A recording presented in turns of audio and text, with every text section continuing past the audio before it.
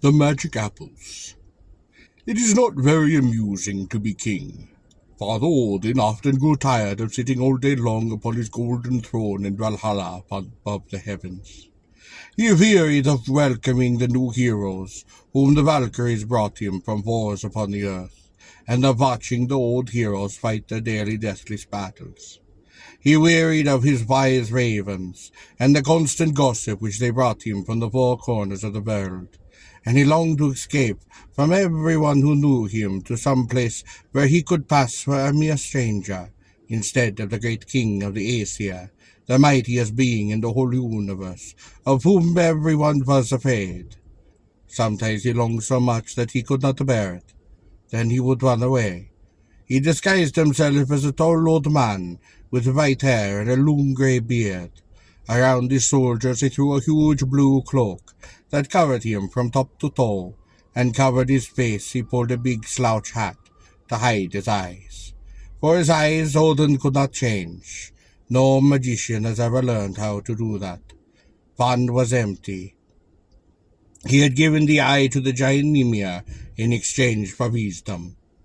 Usually Odin loved to go upon these wanderings alone, for an adventure is a double adventure when one meets it single-handed.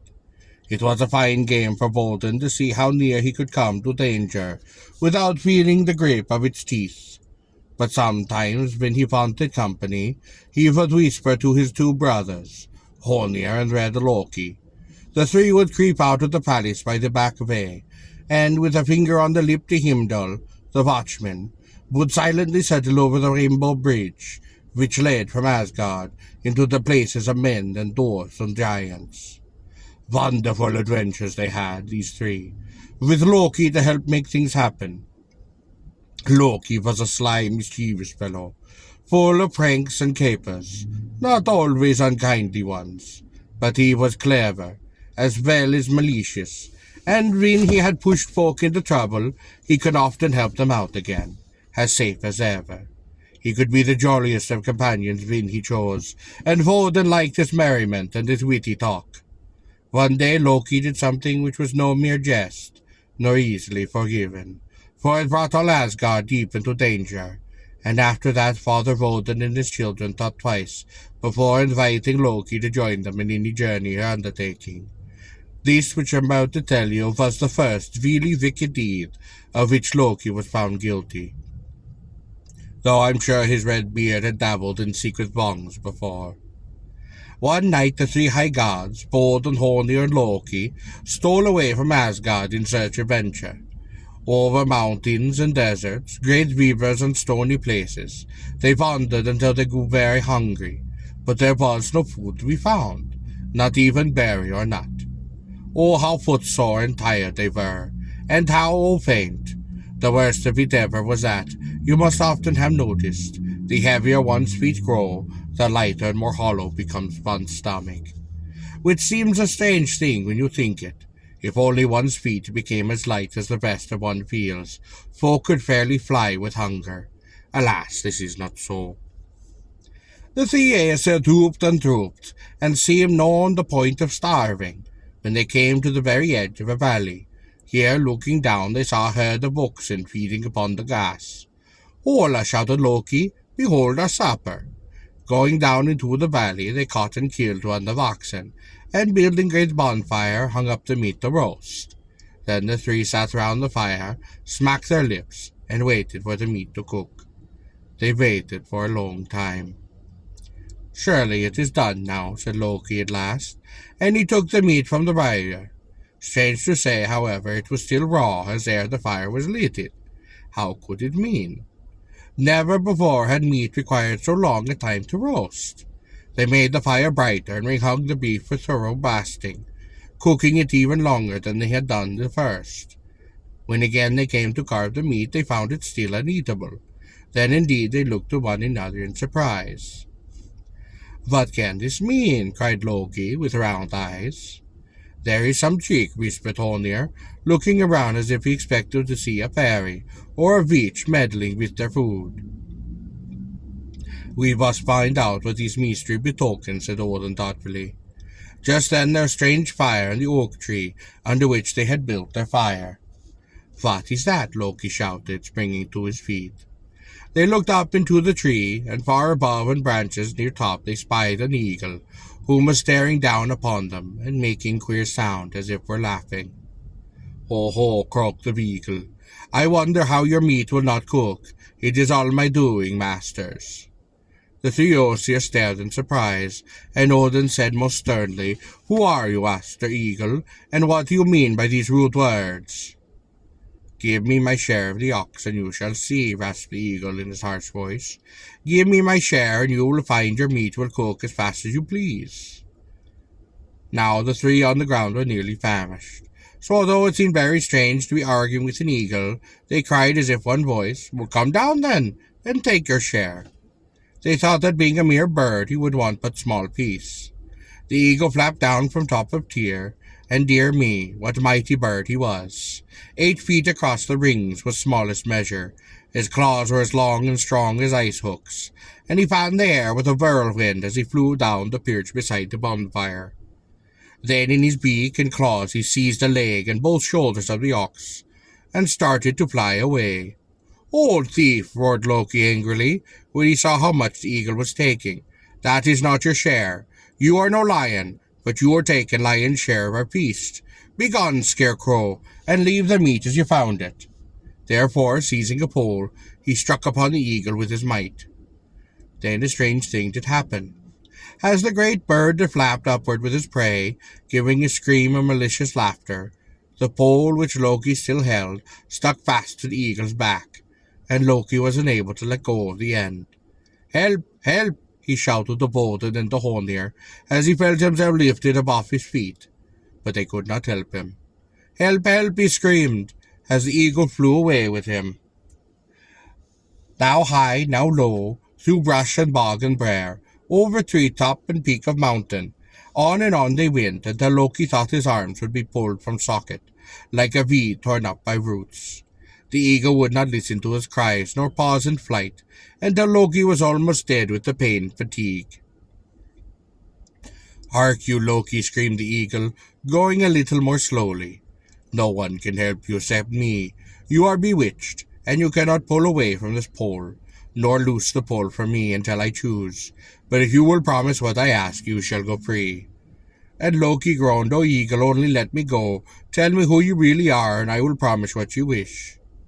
The eagle answered, I am the giant Thasi, the enemy of the Aesir. But you ought to love me, Loki, for you yourself married a giantess. Loki moaned, Oh yes, I dearly love my wife's family, great Therese. Tell me what you want of me. I want this, quoth Greater gruffly. I am growing old. I want the apples which Idun keeps within her golden casket, to make me young again. You must get them for me. Now these apples were the fruit of a magic tree, and were more beautiful to look at and more delicious to taste than any fruit that ever grew. The best thing about them was that whoever tasted one, be he ever so old, grew young and strong again. The apples belonged to a beautiful lady named Idun, who kept them in a golden casket, and every morn the Aesir came to her to be refreshed, and made over by a bite of precious fruit. That is why in Asgard no one ever waxed old or ugly, even Father Woden, Hornir, and Loki, the 3 travelers who had seen the very beginning of everything, when the world was made, were still yearly and young. Even so long as Idun kept her apples safe, the faces of the family who sat about the table of Valhalla would be rosy and fair like the faces of children. Oh, friend Jotun, cried Loki, you know not what you ask. The apples are most treasure of Asgard. Idun keep watches over them as if they were dearer to her than life. I never could steal them from her, for at her call all Asgard would rush to rescue, and trouble would buzz about my ears like hive of bees let loose. Then you must steal Idun herself, apple and all, for the apple I must have, and you will promise, Loki, to do my bidding. Loki did sniff, and thought, and sniffed again, and already his mischievous heart was planning how he might steal Idun away. He could hardly help but laughing to think how angry Aesir would be when they found their beauty medicine gone forever. But he hoped that when he had done his trick for Thrissa, now and then the giant would let him have a nibble of the magic apple, so that Loki himself would remain young long after other Aesir were grown old and feeble.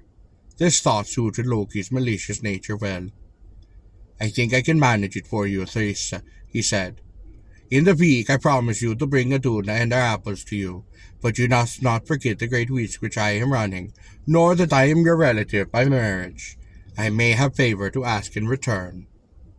Then the eagle gently dropped Loki from his claws. Falling on a soft bed of moss, Loki jumped up and ran back to his traveled companion, who were glad and surprised to see him again. They had feared that eagle was carrying him away to feed his young in some far-off nest.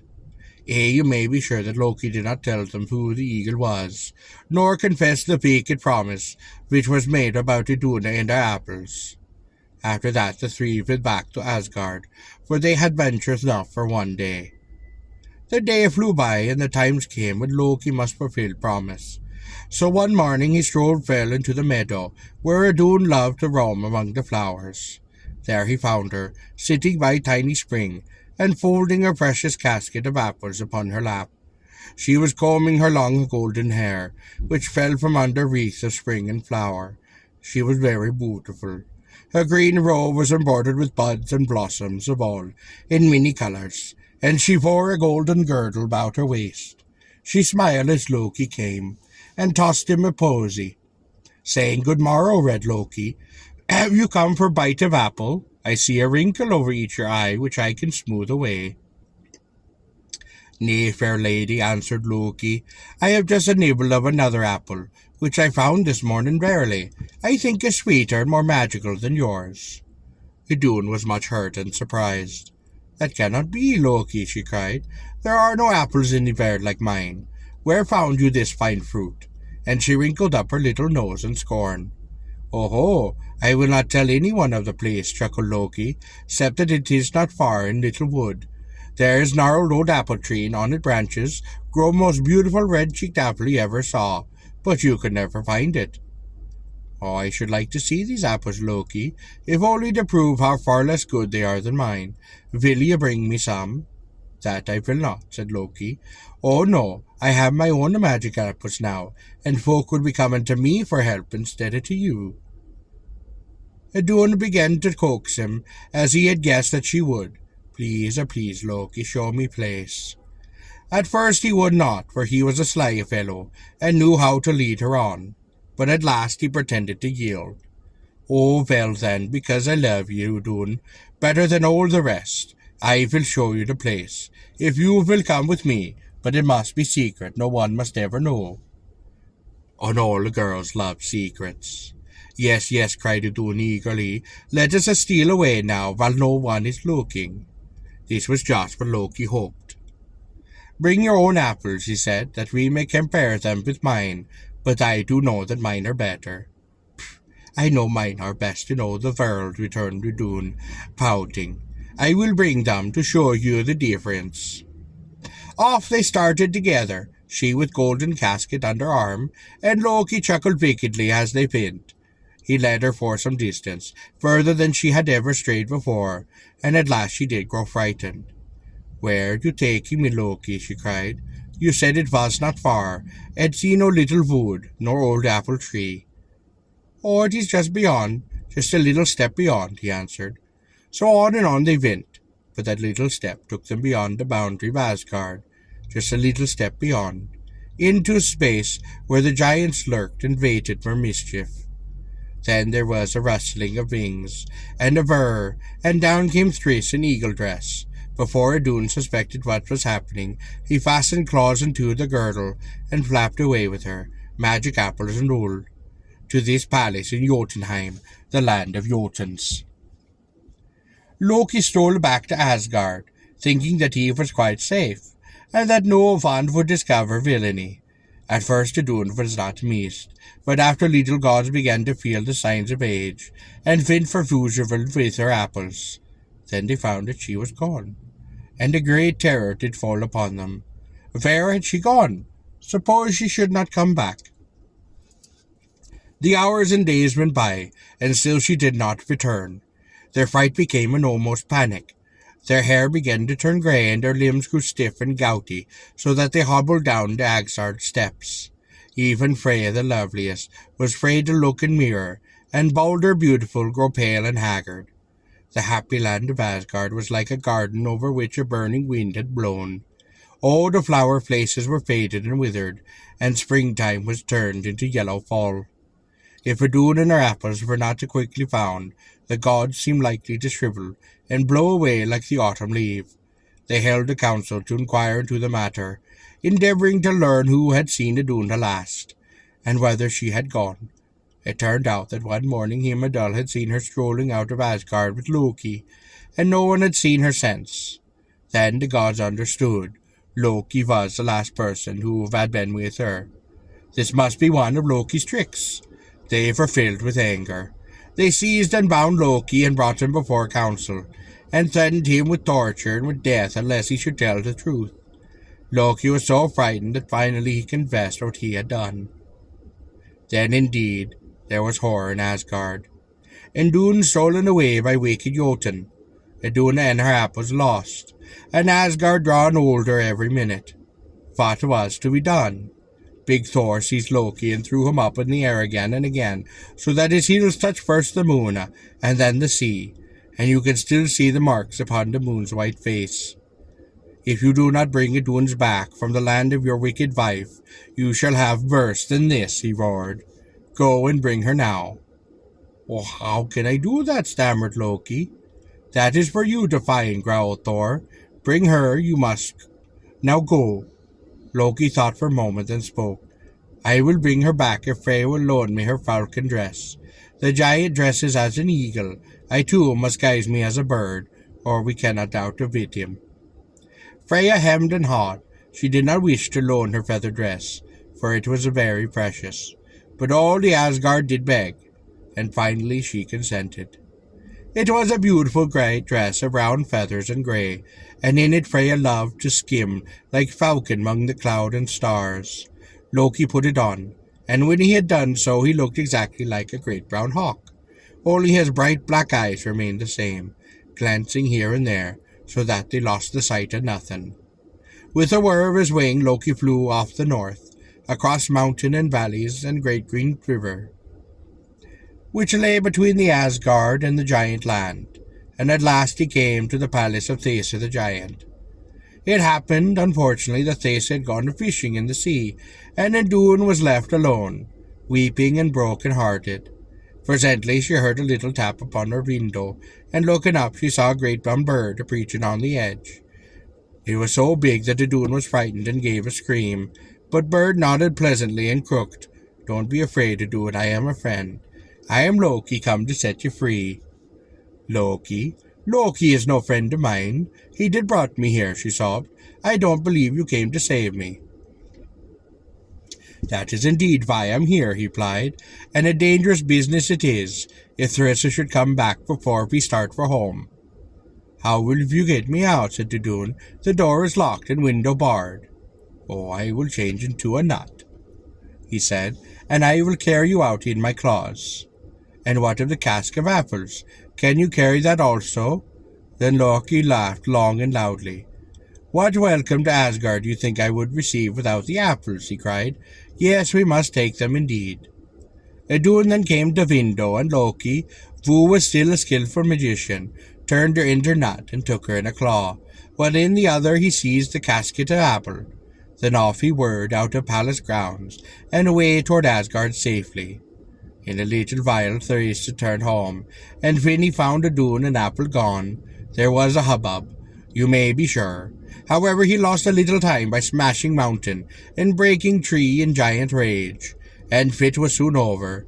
He put on his eagle plumage and started in pursuit of the falcon. Now an eagle is bigger and stronger than any other bird, and usually in a long race he can beat even the swiftest hawk, who has an hour's start. And presently Loki heard behind him the shrill scream of a giant eagle, and his heart had turned to sick. But he had crossed the great river, and already was in the sight of Asgard. The aged Aesir were gathered on the Rainbow Bridge, watching eagerly for Loki return, And when they spied the falcon with nut and casket in his talons, they knew who was. A great cheer went up, but it was hushed in a moment, for they saw the eagle close after the falcon, and they guessed that this must be the great giant Thaisi, the stealer of Adun.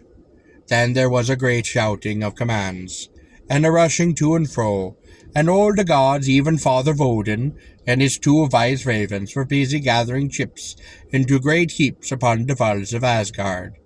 And as soon as Loki with his precious burden had fluttered weakly over Val, dropping to ground beyond, the gods lighted the heap of chips which they had piled.